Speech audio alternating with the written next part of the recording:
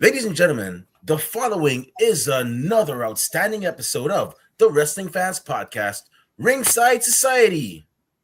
I'm your host, that ocean crossing, straight up bossing, flight catching, shot glass snatching. Where's he going next? Nobody knows. 4 continents down, 2 more to go. No cap, straight facts. The worldwide star boy, Remy Blue. But it's not about me. See, we have a special guest tonight. This man has a 15-year pro wrestling career. He is actually from the great state of Decatur. That's right. Shout out that's Georgia. Shout out to the great folks out there in Georgia. Huge wrestling scene, rich wrestling scene. This man has actually been he's a former two-time Anarchy Wrestling Tag Team Champion. Everybody, welcome to the show, Brian Blaze. How you doing tonight, sir? I'm good. I'm good. How you doing? Great, great. Just enjoying this warm weather that we're finally getting here in New York. Just came back from the Knicks parade, and I was like, "Whoa, yeah, that's 53 years, but it was definitely worth the wait. Definitely Yeah. worth the experience." Yeah. Congratulations on that. Yeah. I just seen earlier that the parade was today. It's good for y'all. Good. Yeah, yeah. The Knicks definitely worked hard for that, and I'm glad for them. The parade was a bit much, if you ask me, because it was crowded, and yeah, it wasn't easy getting through there, man. Like even when I got there, like around like 6 a.m. this morning, not 6 a.m. What was it, 6 a.m.? Or I think it was like 6:30, 7 o'clock. It was like packed. So yeah, it was no joke out there. So, given this is a wrestling pod, do you Right. buy into the Dan Housenite the curse that gave y'all the champion? As a fan, yeah. I mean, hey, but now now we have to pay up now because what are his demands now because he helped us out. But in all honesty, though, they just played their best, man. I mean, I always, when we faced like San Antonio, even before the beginning of the series, I was telling people San Antonio is a tough Squad, they're a yeah. tough opponent. Whenever they're in the playoffs, they're that team to look at. Shout out to the people of to the great folks of San Antonio. It's all love from me on this end here in New York. I'm not one of the fans that would assault another fan for wearing a rival team's T-shirt or jersey. I'm not like that. A lot of us are not like that here in New York. So, on behalf of myself and the real New York Knicks fans, and I don't mean to digress from this interview, but we apologize for that. That is not what we're about. And I just also want to thank y'all for bringing y'all's best. Even though it was a 4-1 series, y'all still made us work for that series because it was not easy. So thank y'all for that, San Antonio. And yeah, congrats to the Knicks. I told people Bridges, Hart, and Brunson, they already had that chemistry from college. So that played a great Hmm. role in that. That's what I believe, you know. Hmm. And those men actually won an NCAA championship. It's not like, oh, they were Together, just two yeah, yeah. guys that played on the court. They had that chemistry that won them a championship. So, with that now, take that and put it on the NBA field, on the NBA court, give it like a few like seasons, and here we are. I feel sorry that we had to give up DiVincenzo, who also went to school with Bridges, Hart, and Brunson. But I mean, we still you gotta do what you gotta break a couple of eggs to make an omelet, right? So Yeah. that's I mean, what it that's is. that's 100%. I mean, I guess they figured it out in basketball. Like the winning formula is, building proper teams, and it's good if you can get, those three guys, or four guys that had experience in college, and get them on the main on onto the main string together, and you got 4 years plus, you know, and then some. Like you said, they've been teaming together because they've been together on the Knicks for a couple of years now. So yeah, that kind of you can't create that kind of teamwork, if you will. You know what I'm But I'll tell you saying? this: I'm not saying this because you're from Atlanta, because you're from Decatur, you're from Georgia, but You guys had us worrying in early in the season because when you guys won those two games, we were like, "Oh, geez, this is typical Knicks behavior." You kind of had us on the ropes, so I'll give you that. That's not my team. Oh, I'm okay. yeah. I'm originally from Chicago. I grew up in Atlanta, and Oh, okay. wrestling in Atlanta. You really didn't want you want to stick out somehow. You know what I'm saying? Right. So like I'd build myself from home if I'm playing the bad guy, but if I'm playing the good guy, I don't want to say, "Hey, I'm from Atlanta," like Right. everybody else. You know what I'm saying? Because like the whole roster is from Atlanta, so I'm like, well, I can't be from Atlanta. And me and Right. my friends used to joke that we're from the great state of Decatur, and so I just started using that, and Oh, it works. that's great, man. Yeah, you're right. Pro wrestling, you always want to stand out, and I like how you actually did that right there.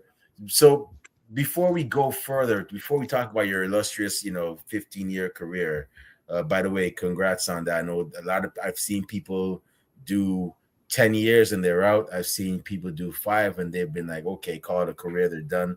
But 15 years, a decade and a half, um, that's a lot, man. But I gotta ask you, man. So and I always ask a lot of our guests this, what was the match or the event that made you go, yo, I'm a fan of pro wrestling. I'm gonna tune in every day from or every week from now on.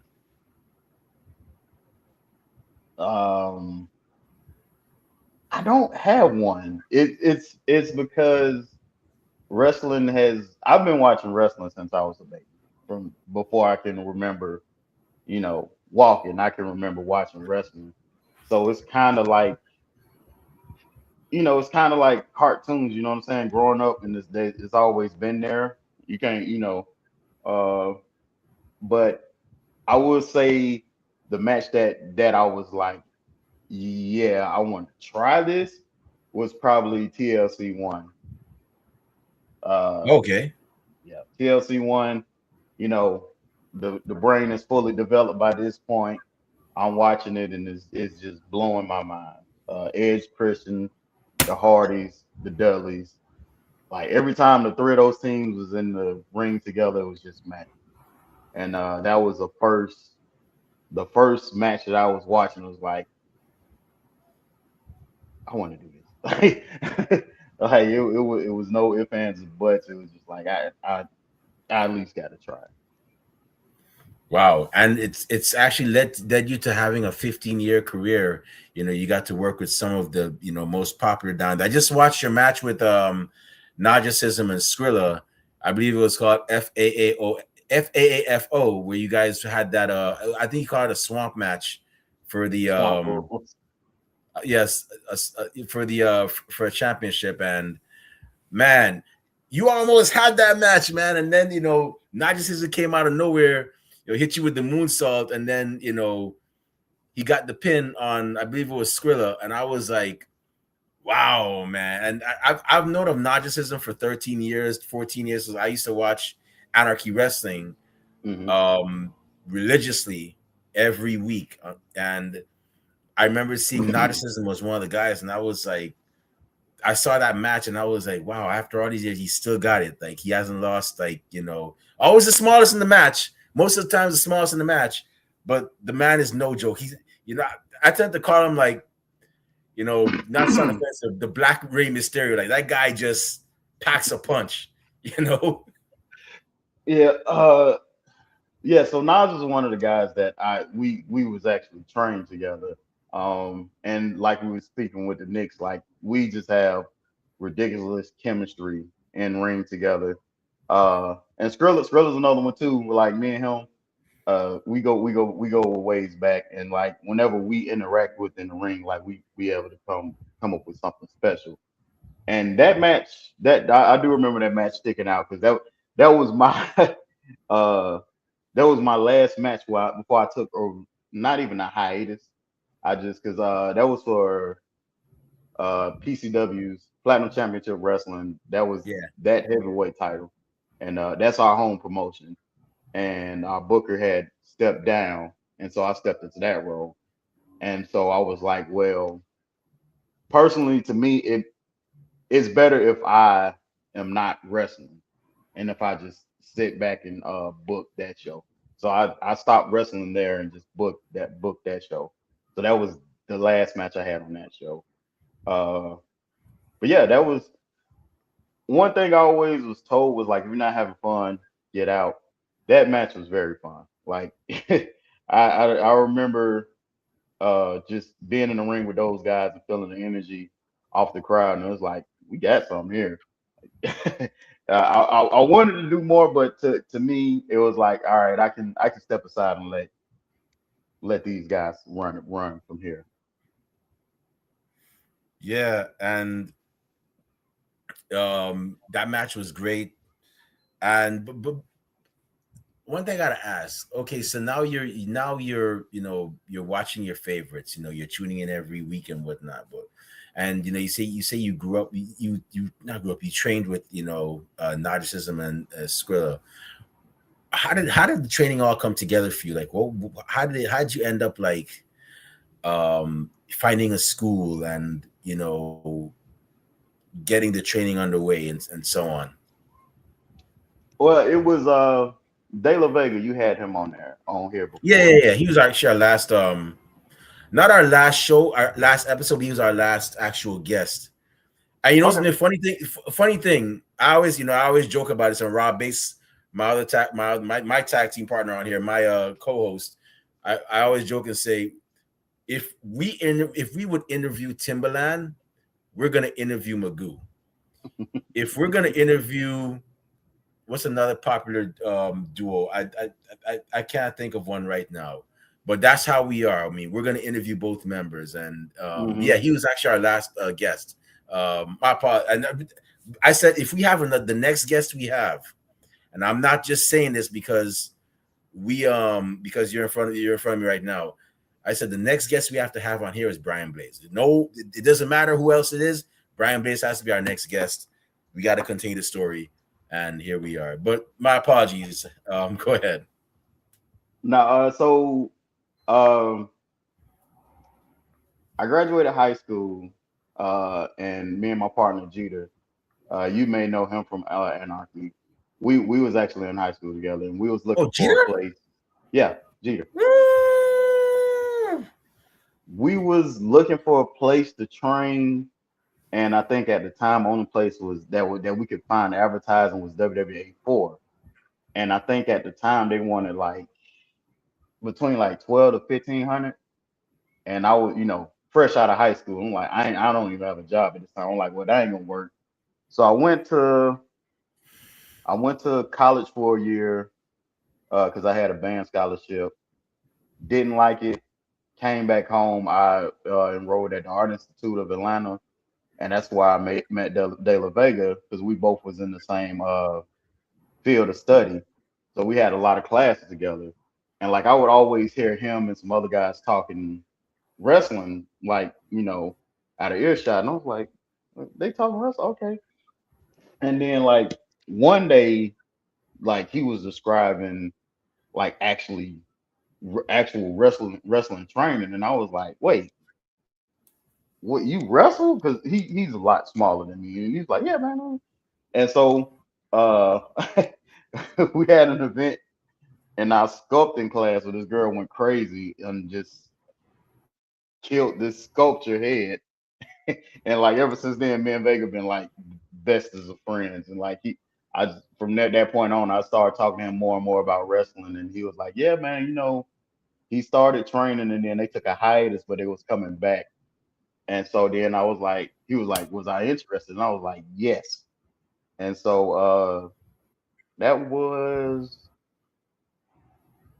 that was August 2008, I believe. No, 2009. 2009. It was August 2009.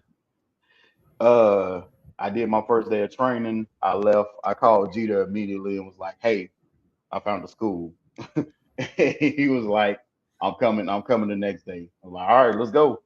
And it's pretty much the ball was rolling from that point on. We was training.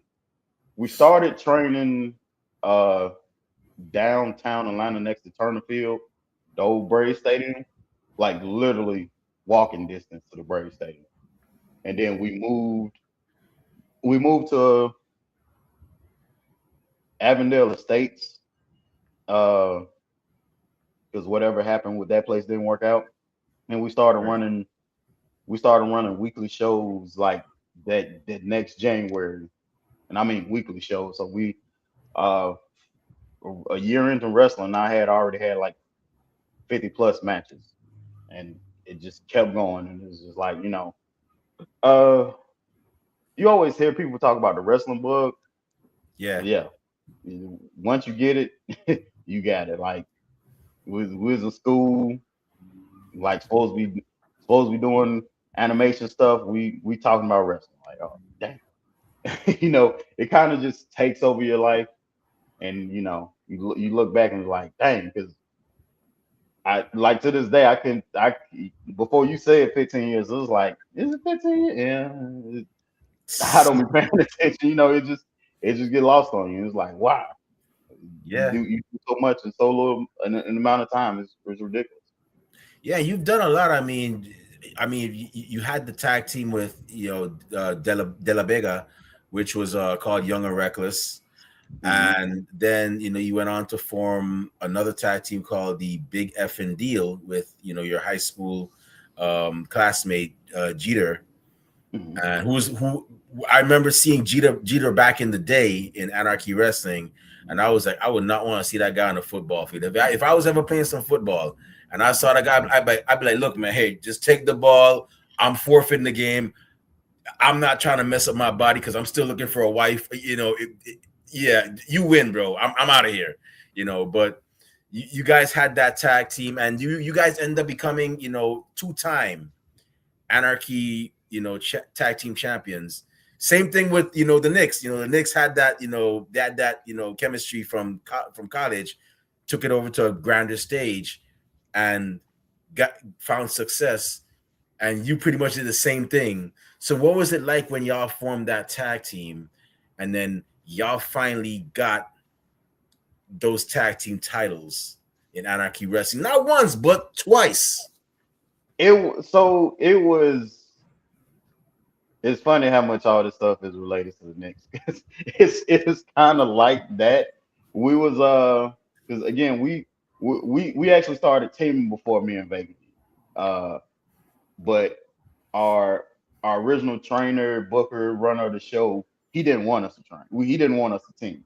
Like me and Jeter was like, hey, let us team, let us do this, let's do it. Like no, all the time, no. Um, I was at the time I was put in a stable with Nemesis and Jay Fury. You might know those two names from Wild Side. Oh, before before Anarchy became Anarchy, it was Wild Side, and they was there. Jay was my original one of my original trainers, yeah, and he did a lot of time at ROH. But they had a group called the Concrete Gorillas, and they described it as two black men that you didn't want to meet in the alley, and they threw me with that. And then over the course of time, we started building, and they was looking for people because they was him and Jay started fighting, and they kicked him. We kicked him out the group, and so it was like we need a new member, and I was like Jeter, and Jeter, Jeter didn't want to do it, but I was like, dude, you do this, then we can team. They ain't got no choice, and he was like, all right, I guess so. And so we started teaming. Then Nemesis gets fired because Nemesis is a wild loose cannon. He gets fired. So now it's me, Jude, and this other girl, and we like, hey, let's get rid of her and just let us be a team. And he was like, I don't know. So it literally took me and Judah to have a banger of a match with the Washington Bullets, John and Trey Williams, for them to be like, all right, you know what? Fine.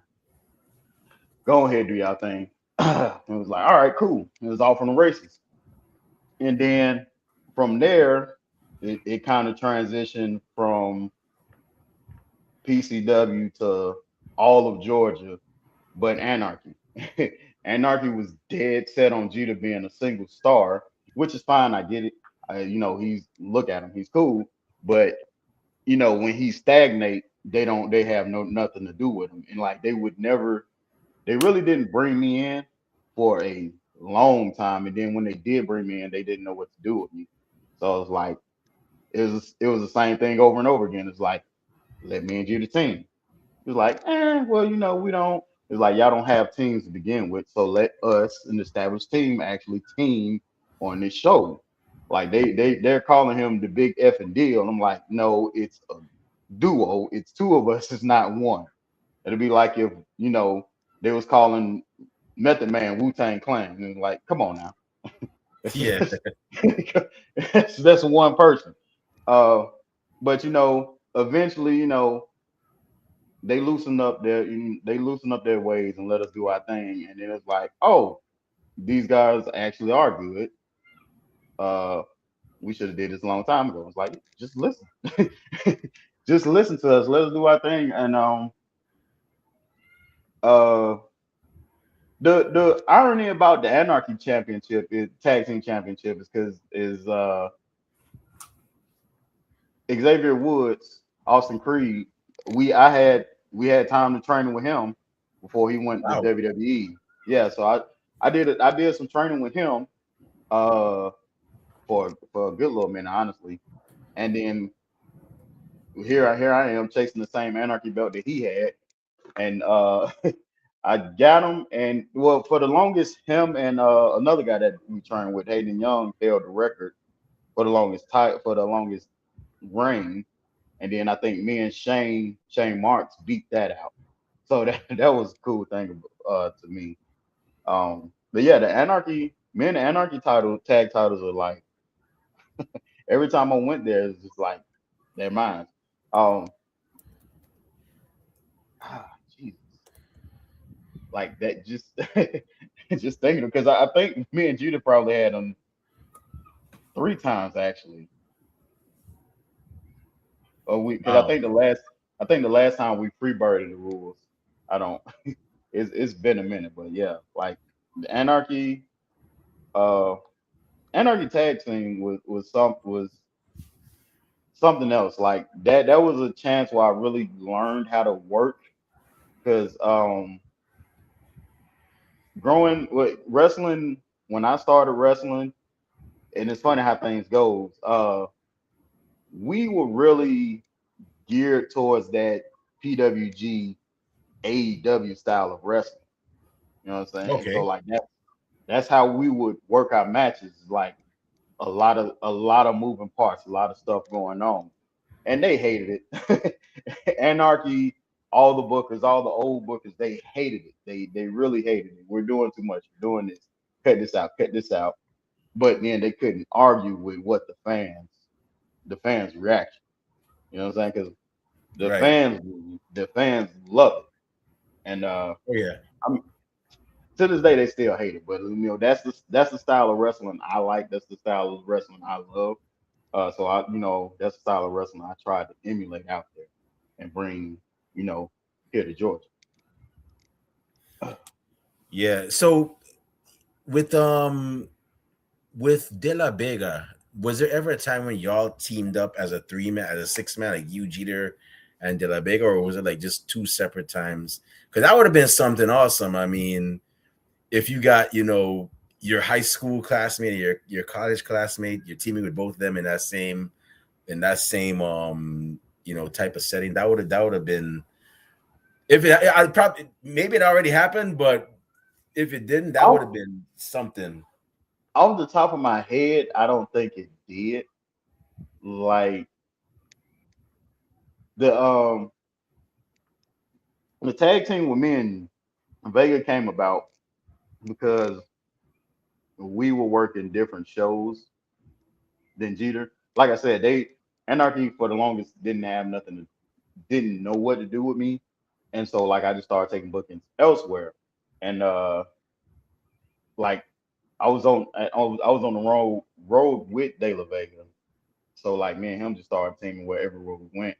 I mean that's what they was doing anyway. They was like, all right, we got two guys, y'all can go ahead and team. It was like, all right, cool, whatever, and, so we turn nothing into something. Um, but as like I know, actually, you were like this. Me and Jeter wrestled Vega and Adam Pierce, current Raw general What? manager. Yeah, we Wow. we so like we wrestled each other, but I don't think there's been a opportunity where we was on the same team. Um, that I think I want to say that match might still be on YouTube. I know there might be clips of it. Yeah, but I gotta say, down in Cornelia, I don't know how far Cornelia is from Atlanta because I know that's where I don't know if Anarchy Wrestling still operates out of there. But man, I used to see all those bangers of matches y'all had, man. You had guys like Shadow Jackson, Hmm. um, Billy Buck, who, if you look at him, you wouldn't think that he's quick, but that guy is quick and he can definitely go in the ring. You got guys Hmm. like Kevin Blue. I remember seeing a young 17-year-old Joey Reimer, cutting his teeth in the business with Anthony Henry, who's now on, Ring of Honor Hmm. as one half of the Workhorsemen.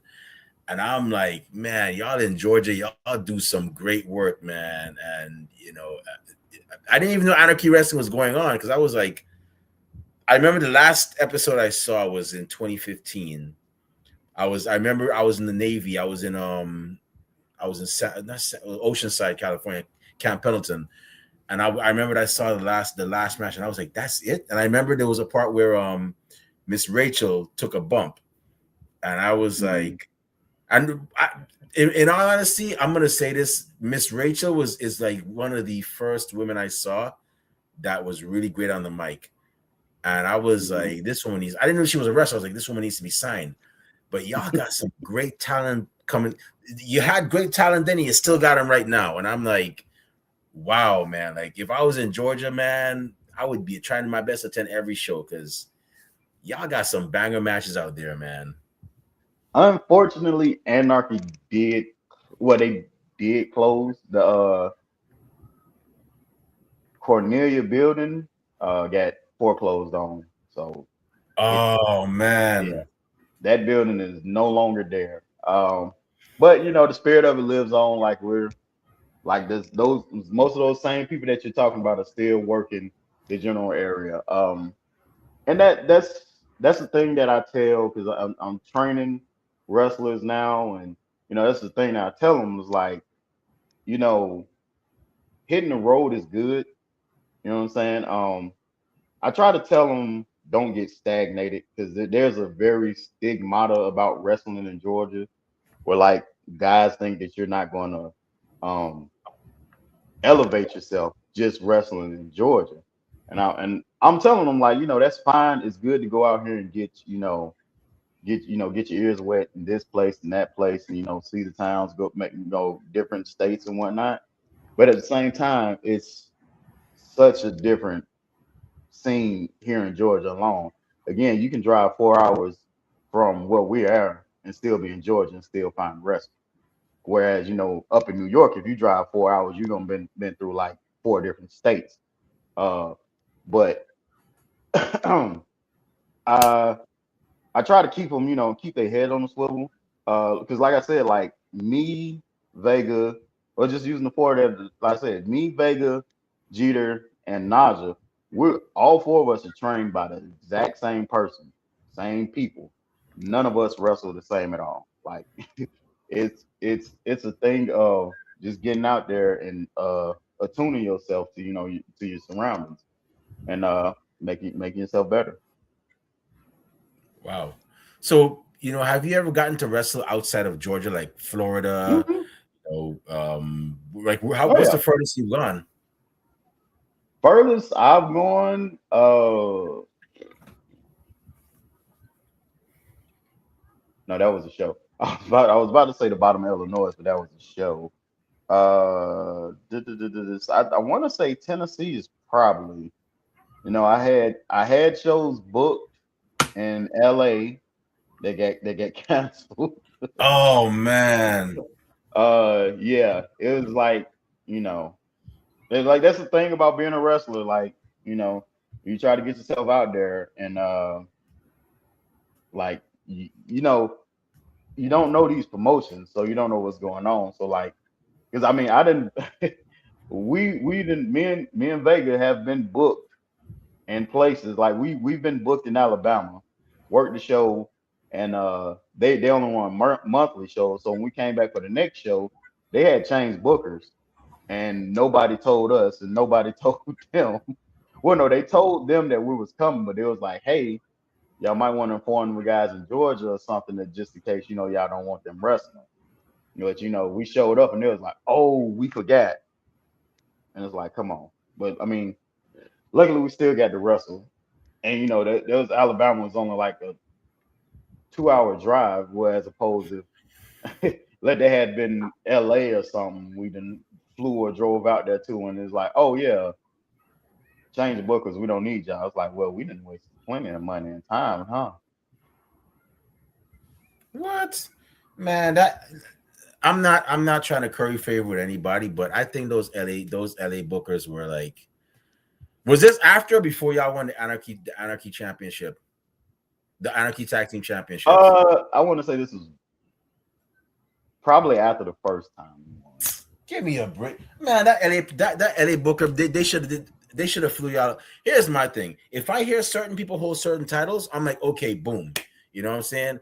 Because as a wrestling fan, and I'm not an East Coast wrestling fan. I'm a pro wrestling fan. So I Right. watch stuff on the East Coast and the West Coast. I've watched stuff in Texas. I think I've watched stuff I most likely watched stuff, in the Midwest, over in Japan. Um, and there are certain organizations, certain promotions that I hold in high regard. Like you got Reality of Wrestling, you have OVW in Kentucky, Hmm. you have Championship Wrestling from Hollywood, and then you Yeah. have over here in New York, there's Battle Club Pro, and Anarchy Wrestling is one of them. And I'm like, wait, if I heard somebody said tag team championship, they said that they held the tag team championships at Anarchy Wrestling. I'm like, yo, run it, run it. I don't care if people call me Money Mark. The fact that you have that accolade, we're gonna run it. We're gonna run it and see where it goes. But then I teach their own. But me, that's just my personal opinion. I'd be like, yeah, bring these guys out. And it's something a lot of promoters. I think they don't seem to understand that it's something new. You know, in a fantasy world, in my own fantasy world, I always say if I had Jeff Bezos' money, I wouldn't care who I booked. I'm that guy that'll be like, Hmm. okay, this tag team's gonna Hmm. face this tag team from here in Brooklyn, New York, or here in over in like Cornelia, Georgia, or down from the South Florida area or Texas, because it puts eyes. And my main thing would be to put eyes on those wrestlers, Yeah. that are from that region. And you never Well, know, you might, so and I think Vega may have touched on it with you because he spent time out in LA wrestling and yeah. whatnot.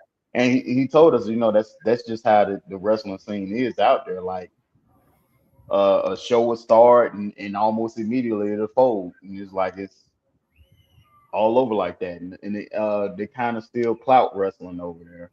And it's so like because the show that we got booked for, like they was gonna do the whole shebang, fly us out, put us in a hotel, you know, pay us, send us home, and we was like, all right, it's too good, sound too good to be true. And then the closer we got to the date, the less we start hearing from them, and then finally when we do hear from them, it's like, yeah, the show folded.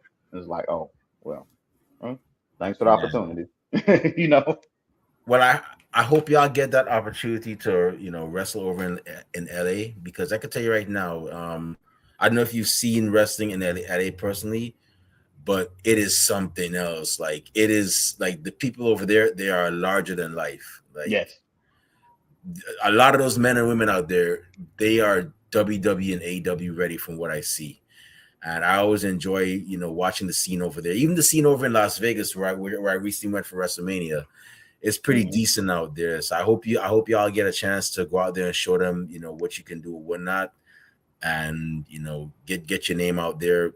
and so on. Speaking of getting your name out there, have you gotten a chance to wrestle on AEW yet, or WWE, or one of the big promotions, or you've just been strictly like the indies? The most I did was I did a ROH spot with Michael Elgin. Um, it's funny because it was supposed to be for Jeter's spot. Um, this was a couple of years back. Michael Elgin was real hot. I think he had at the time he was coming from Japan. Okay. I don't remember if they just did the G1 or whatever, but I know he had just came from Japan. His wife was expecting the baby any moment now, and he gets to this arena in Duluth, Georgia, and they telling him to suplex to try to powerbomb this man that's like 3 times his size. Wow. and, and like so like they telling Jeter the spot, and like I'm looking at him and he's like it's already written on his face and he's like, nah, that ain't happening. And I'm like, yeah. Like I've seen Michael Elgin in person before. He's not powerbombing Jeter. So he gets there in person, the bookers and stuff, they get him, they get us all. And like, mind you, I'm not even supposed to be in this conversation. I'm just tagging along for the hell of it. They Yeah. they explaining this, they explaining it to Elgin, and his face is just like, come on. And so they was like, at least try. And like Elgin couldn't even get his arms around Jeter, like for a power bomb. He was like, this is not gonna happen. So they just had me and like three other three other guys to get power bombed by Michael Elgin. Um, but yeah, that was about it. Me personally, I was never I was never really wrestling to get to that level. Like, and this is something I tell everybody. To me, it was not about making it. It's not about WrestleMania moments. It's not about the fame and the glory. To me, it was about just wrestling. You know what I'm saying? When because we all have those things that we want to do once we grow up. You know, some people want to skydive, some people want to bungee jump. I just wanted to wrestle. You know what I'm saying? Yeah. And I got the chance to do it, and it's out there. To me, it really didn't. It really wasn't about getting on TV, making that push or whatnot. It was it was always wrestling. You know what I'm saying? Like when people go skydiving, they ain't trying to skydive out of a Delta airline, right? Right. it's it's about the acting itself, and like to me, that's what it always was.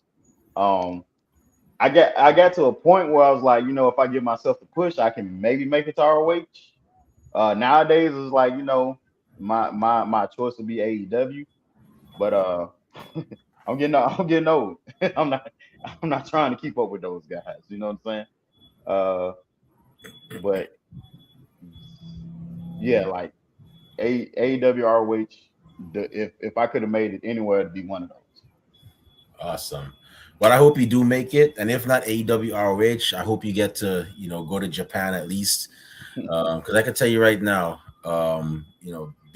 speaking as a person that's been stationed there, and I recently came from a trip in Tokyo, it is definitely worth the trip. If you ever get that booking, embrace it with a smile, and just enjoy it. Because, and I always tell wrestlers this thing: when you go over there, make sure you get your Ribera jacket. I don't know if you know. Yeah, yeah, yeah, yeah. Yeah, I so you know know. what I'm doing. Yeah. So Japan is one of those spots where like if I get the opportunity, yeah, I will take that. Take that with yeah, I everything think she has. De La Vega was saying he was looking for he's trying to get a job opportunity out there. I hope he gets it too. But yeah, man, if you get that opportunity, man, you and Jeter, I hope y'all get to go out there. I think y'all would definitely thrive. I could definitely see y'all going out there and being something like something different, you Hmm. know, like just wowing the crowd. And I think that would be that would definitely be something great if they were to book y'all. And like I said, I'm not just saying that, like, you guys would definitely kill it out there. Because I could see y'all doing like the strong, as you know, the strong style thing is huge out there. The strong style Yeah. format, for lack of a better term, is something huge out there. So I could see you guys going out there. I could see probably what was it, Satoshi Kojima trying to hit Jeter with a ladder, and Jeter looks like him like, "Are you serious, bro?" Like, I could see something like that, man. Yeah, Yeah, I mean that's right up Judah's alley too. Like he likes. I mean, I guess I do too. Like the more physical that a match is, the better it is for both of us. So like yeah, that New Japan strong style. Like yeah, that's probably right up our alley. But again, there's an aspect of Japan that's all show, and I think we love that too. Like the more that we can play with the fans and have some fun, the better. You know what I'm saying? The more entertaining it can be for all of us.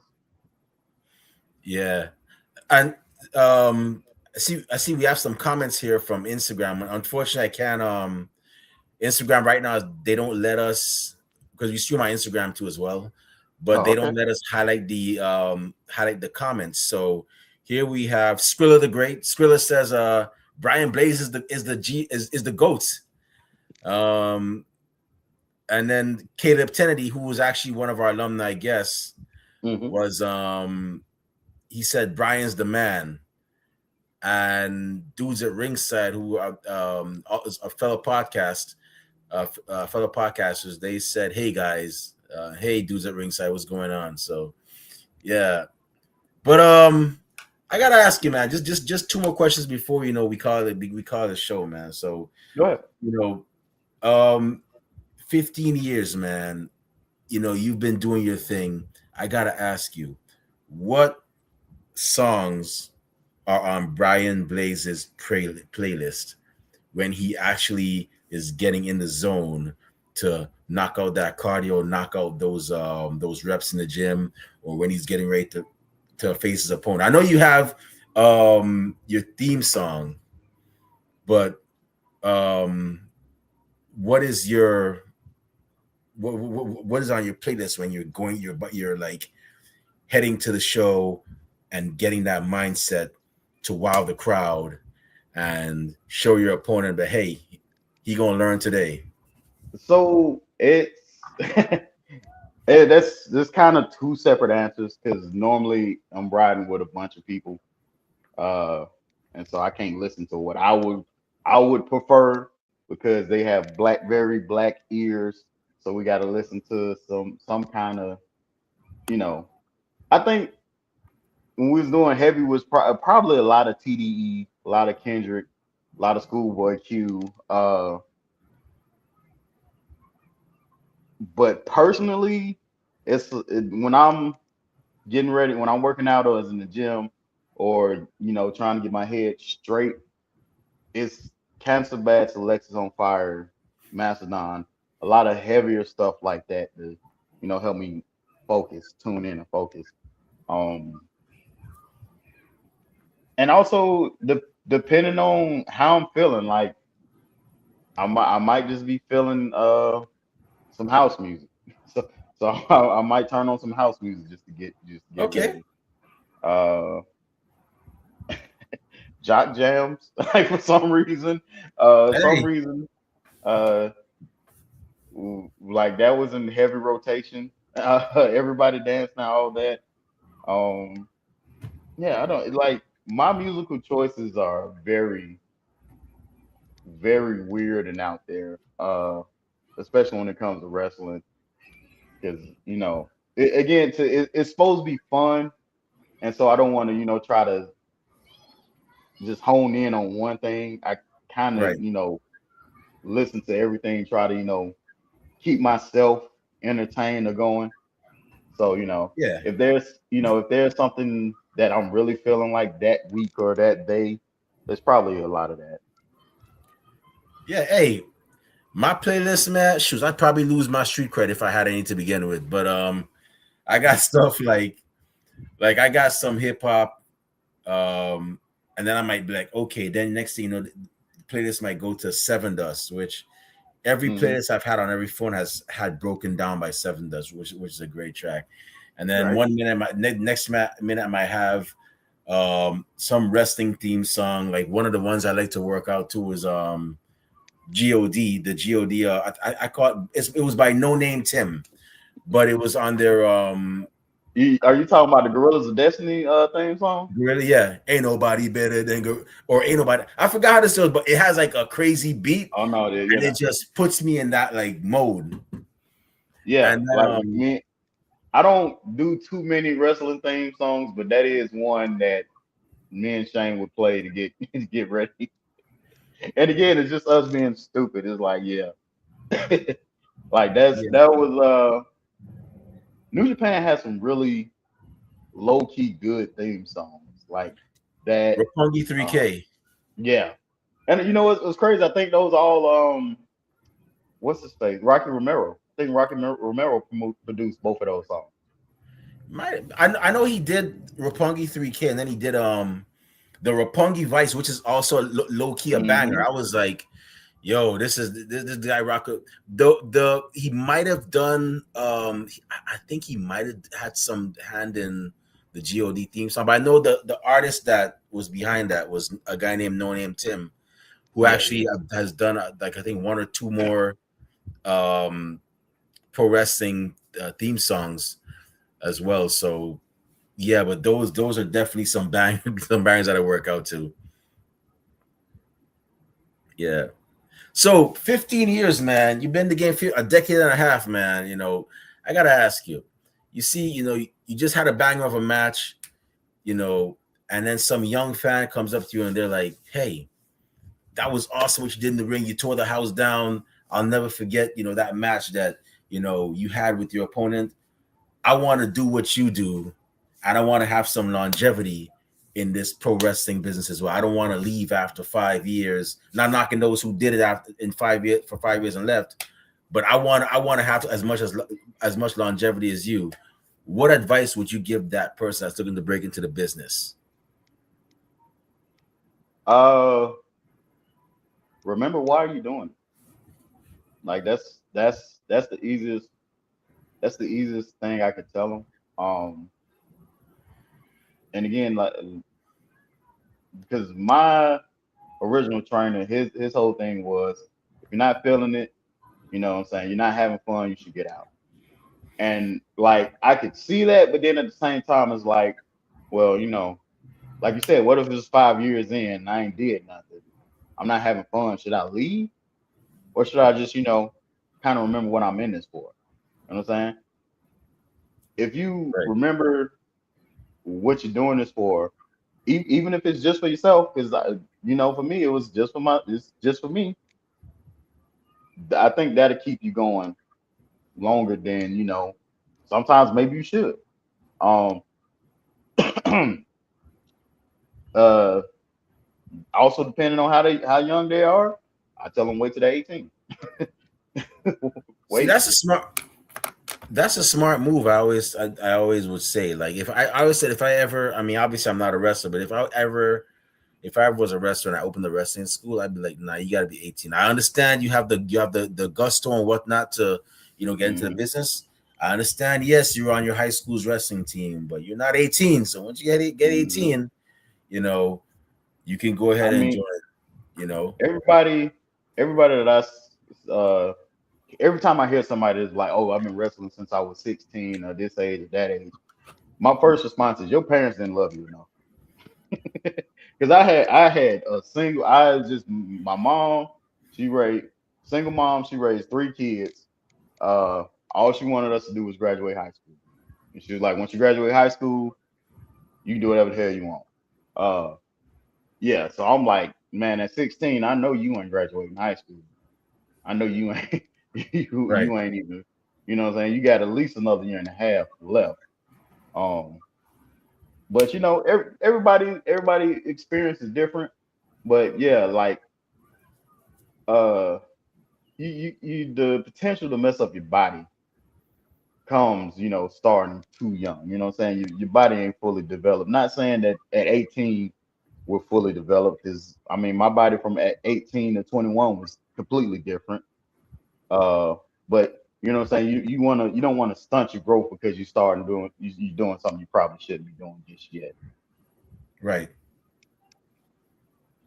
right. So for those of you that are listening, y'all just got some advice, a little something, something from a 15-year vet I who know. was a former two-time Anarchy Wrestling, Anarchy Tag Team, former a two-time former Anarchy Tag Team, Anarchy Champion. Wrestling Tag Team Champion. Sorry, I'm getting the words mixed up, but yeah, you got a little something, something from a 15-year vet. Anything else, you probably got to hit up his Cash App or Zelle or PayPal because time is money for this man. I'm sure about it.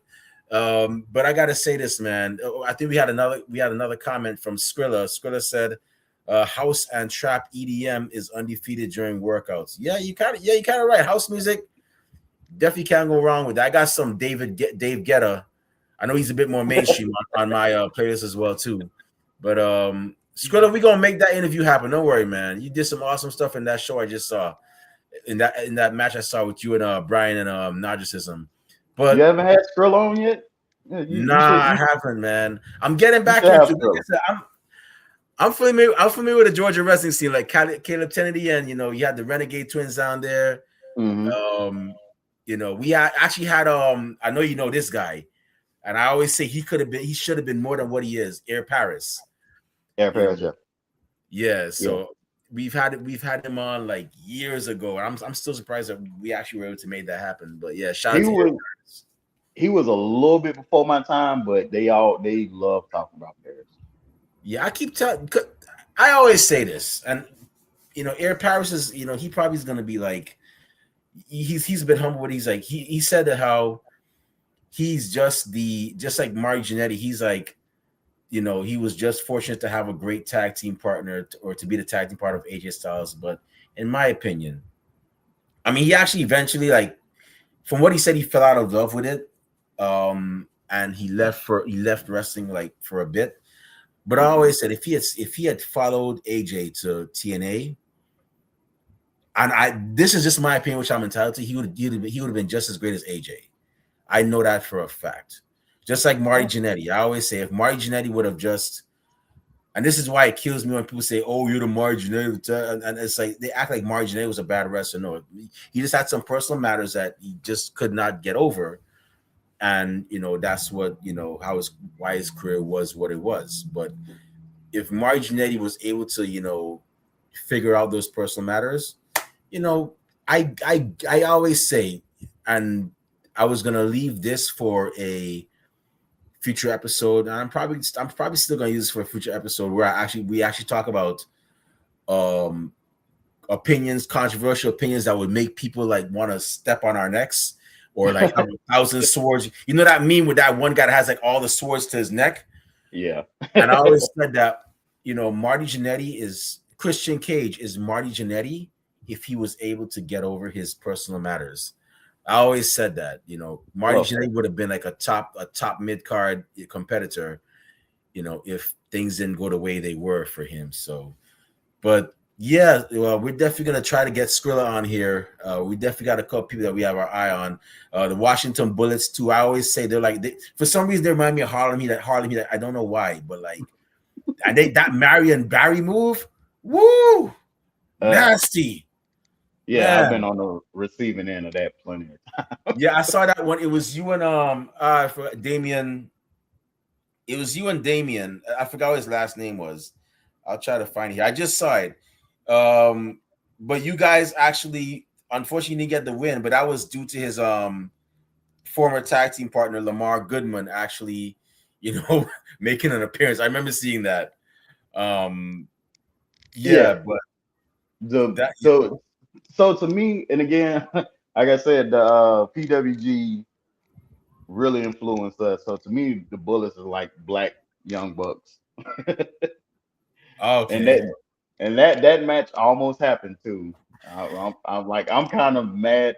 I'm madder than they are that match didn't Yeah, because those guys, John and Trey, happen. great tag team, man. And like when I see these guys, I'm like, why are these guys not signed? Like, what is going on? They should at least be in Ring of Honor competing for the tag team championships because they have Bad luck. that. I would say Yeah, that just bad luck. A lot Hopefully, of bad luck on their on that happened to them. yeah, hopefully we get to see that. But that match with you and Damon Bennett versus them, that was another one. I was like, yeah, Oh, this is definitely a great match, man. damn. Yeah. Okay, I know exactly what match you're talking about. Yeah, it was the oh, that was the one I was talking about, PCW FAAFO. That was the one. I got them mixed up. I got that one mixed up with the one you had with Skrilla and And Nabi Naza. Smoking. Yeah. Yeah. But yeah, Brian, man, I just gotta say, man, 15 years. If you haven't heard it before, you're gonna hear it first from us here at Ringside Society. But if you heard it before, you're probably gonna hear it from the hundredth, thousandth, probably millionth time. Thank you for all the matches and memories that you've given us over the past 15 years. We fans really truly appreciate it. Keep on doing what you're doing. Keep up the great work. And that's pretty much all we have to say here at Ringside Society. um Before we shut this show down, where can fans find you on social media when they want to find out where your next appearance is, purchase Brian Blaze or Big Effing Deal merchandise? And where can bookers and promoters find you when they want to book you for their shows nationwide, worldwide, all that great stuff? Uh, the best place to get me is probably Instagram at that kick ass wrestler. I know it's much. I know I should change it. I'm not. They call me a sociopath for a reason. I'm not changing. If you want to book me, you'll find me mostly on Instagram. Everything else I got, but I don't use. I'm on Instagram all day. Even when I'm supposed to be working, I'm on Instagram. So if you're trying to get in touch with me, that kick ass wrestler on Instagram. And nothing wrong being on Instagram. You never know. An opportunity might show up and be like, oh, yo, there it I mean, is. that's how this opportunity Next big showed up. booking. Yeah. You reached out on Instagram. I was like, oh yeah, I can do this. No problem. Yeah. All right. So, with that being said, thank you once again for taking time out of your busy schedule. Really and truly appreciate it. And with that being said, it's about time for us to shut this show down. My eyelids are getting heavy. My stomach is rumbling. That means it's time for dinner and a nap. Maybe not in that particular order, but before I partake in those activities, if for those of you that are listening and watching from the comfort of your homes, if you want to follow me on social media, not that I say a lot of cool things, but I do go to a lot of cool places. I was recently at the Knicks parade. I'm going to try to put up videos of that. Man, the pandemonium was crazy out there in NYC. You can follow me on Instagram and Twitter and what's the other one I have? TikTok at the Remy Blue, Blue Sky at RemyBlue.bsky.social, and I'm also on Facebook under the alias Remy Blue as well. If you want, but more importantly, if you want to follow our podcast on social media, yes, we're on social media. We're all over the place like your favorite sneaker, like John Cena said in Bad Man. You can find us on Twitter and Instagram and Blue Sky at Ringside Society. You can also find us on we're still working on our Twitter. The old one got taken away from us for some reason. We're working on a new one, but we're definitely on Instagram and we're definitely on Blue Sky. And you can also find us on Facebook as a Facebook group. Just type in Ringside Society. We're there. We're also on Spotify, and last but not least, we're also on Teespring as well, where we sell official Ringside Society merchandise. We have T-shirts, we have hoodies, we have coffee mugs for your favorite beverages. We have our St. Valentine's Day merch, inspired merch there. We have our St. Patrick's Day merch inspired there as well. We have our new In Your City series that we're dropping. We already have New Orleans, our New Orleans merch out there.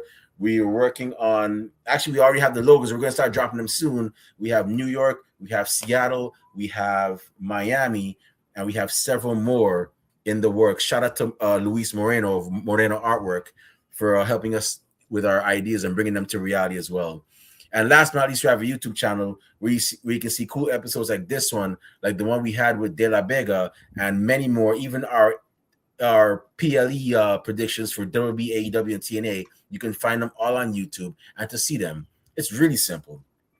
It's not rocket science. It's not even pre-algebra. Just go on YouTube and type in Ringside Society. Once you see that really good-looking dark blue and light blue yin-yang sound with the blue flames around it, that's when you know it's us. So make sure you subscribe to all our videos because we got a lot of cool stuff coming up, and you don't want to miss a thing like Aerosmith in 1998. But with that being said, we just want to let everybody know that we just want to thank everybody tuning live tonight. Thank you very much. We really truly appreciate it. We strive on being one of the best and realest wrestling podcasts a wrestling fan could, should, and would listen to. And we're not going to stop being that. To those of you that are going to listen later on, we get a chance. Thank you very much in advance.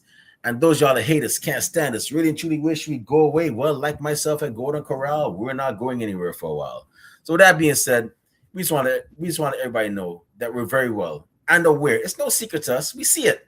Everybody and their grandparents and the parents of a podcast. We're not your grandparents' podcast. We're not your parents' podcast. As a matter of fact, we're not just any podcast. So hashtag we are not the same. So with that being said, I'm going to say it right now. One time for the mind, one time for the people, one time for the wrestling culture, one time for the Georgia wrestling scene, and one time for the two-time Anarchy Wrestling Tag Team Champion from the great state of Decatur, Brian Blaze, with the Wrestling Fans Podcast, Ringside Society. We'll be back maybe tomorrow, maybe next week with another impressive guest, another impressive episode. But until then, we just have 4 favors for y'all. Stay safe, stay healthy, be excellent to each other, and enjoy wrestling. We out. Peace.